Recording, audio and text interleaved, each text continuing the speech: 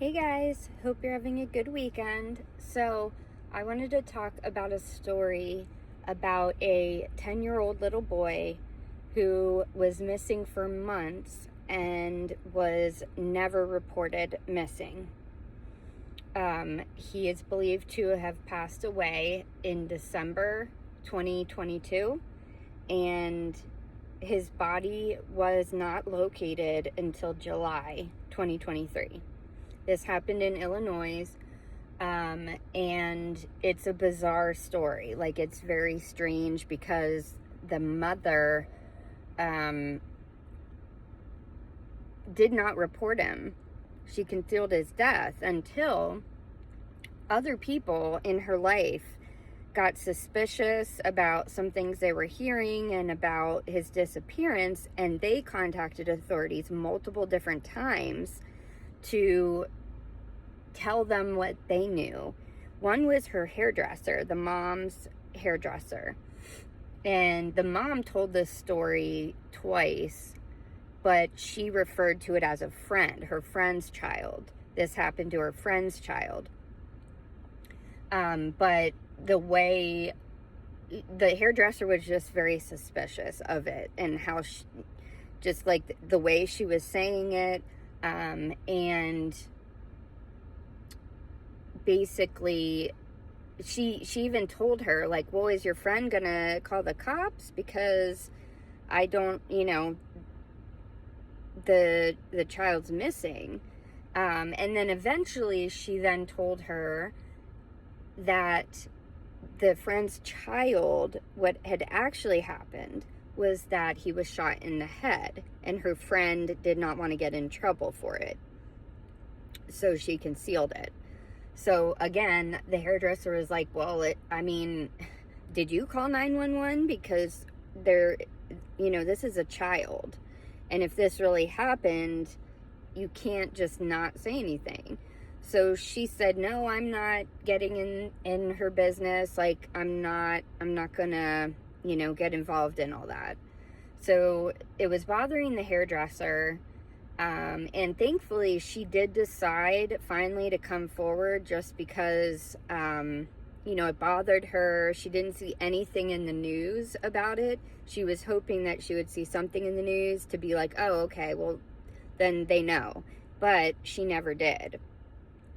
And so that was the biggest, tipster. There was also somebody else, like a friend, a good friend of hers, that she spoke to, right after Christmas time, and got on the phone with her, and she could hear that she was crying, and she asked her what was wrong, and she said, Christmas will never be the same without Zion. And the friend asked, well, what do you mean? What happened? And that's when she told her that she went out to the store, and the kids were home alone, and that when she came back, Zion, the little boy, was on the floor with a gunshot wound to the head, and the siblings had said that he shot himself accidentally in the head, but that he was already dead. She said she tried to do CPR, but it didn't work. He had already passed. And that she did not want to get in trouble or her kids taken away from her, so she concealed his body. And she said at first that she kept him in his bed. That's what she told her friend.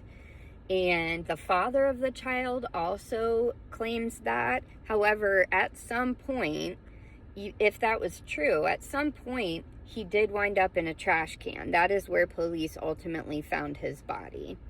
It was in a trash can in her garage. And, thank goodness, these two ladies decided to come forward about it, because I don't know how, if anybody would ever have said anything or found out. The other crazy part to it is, when police got these reports and decided to investigate it, they went to her, the mom, and confronted her about it. And this woman, like, lied left and right. Like, she made up a whole story that she didn't even have a son at all. She just had girls. She didn't know what these people were talking about. She never had a son. And that she doesn't know, like, somebody is pranking her, or someone's confusing her for someone else.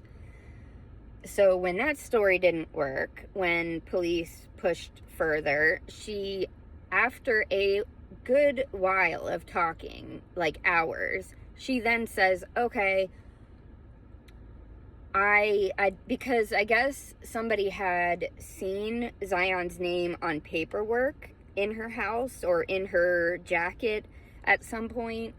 So they were like, who is this then? If this, I mean, they're like on legal documents. And she said, okay, actually, what happened was I made him up, and it was going to basically be a fraud thing for me to get benefits for a child that I, you know, a person that didn't exist. She said she contacted someone that makes fake documents, and that they made her documents. So on paper, that's why they're seeing on paper Zion exists, but otherwise, in reality, he does not. So she admits to that. So eventually then police were like, well, yeah, but that doesn't, you know, that doesn't make sense. Like, if we talk to your other children, are they going to say the same thing? Or are they going to say that they've never had a brother named Zion before? And that seems to make her really nervous. She has, I believe, 3 or 4 other children. They're all girls, I believe, and they were in the home at the time that they were talking to her. And they were in a separate area, but she was very nervous about that. You could tell, like, instantly. And she's like, she said she did not want her children being talked to. And police said, well, you don't have a choice in that right now. And she then said, well, I want a lawyer to be present with them. And the cops said, we don't have to they're not the ones in trouble. You are. And we're allowed to talk to, trained professionals are allowed to speak to other people involved in the case if it gets to the bottom of it. She definitely did not like that. She was yelling across rooms at her child, because she saw then they were taking her children. They were going to take them out of the house to a center to have like an expert interview them. That's, you know, an expert with children. And she was yelling at her oldest, you know, do you hear me? Like, do not talk to them. Don't answer anything. Like, and clearly the cops, I mean, they knew the whole time. Let's be real. They knew the whole time that she was lying, but they were still trying to get to the bottom of things. And they did get a warrant to search her house. And they also got a warrant to arrest her for fraud at the very least. And she was surprised that they were arresting her. She asked, what am I being arrested for? And they said, you just admitted to fraud. Like, you fully admitted to that, even though you're denying that this child exists. So they took her, and they searched the house. There is evidence of a little boy being there, his bedroom, everything. And the siblings apparently confirmed the whole story about the gun, that he shot himself and died. And the police, in searching the entire house, finally found his body in a tin trash can in her garage, just sitting there.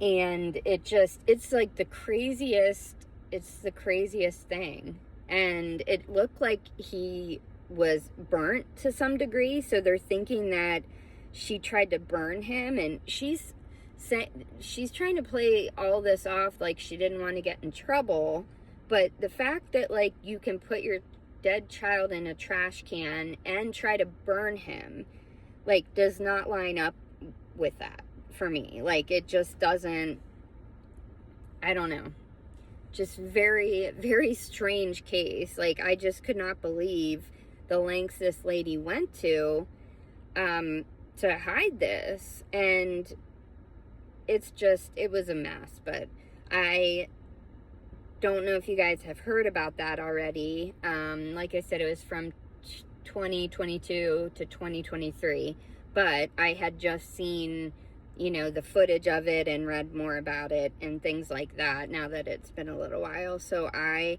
thought that I would come share with my true crime fam, and I hope everyone's having a good Sunday. It's beautiful weather here. Hopefully it is where you are too, and I will talk to you later. Bye.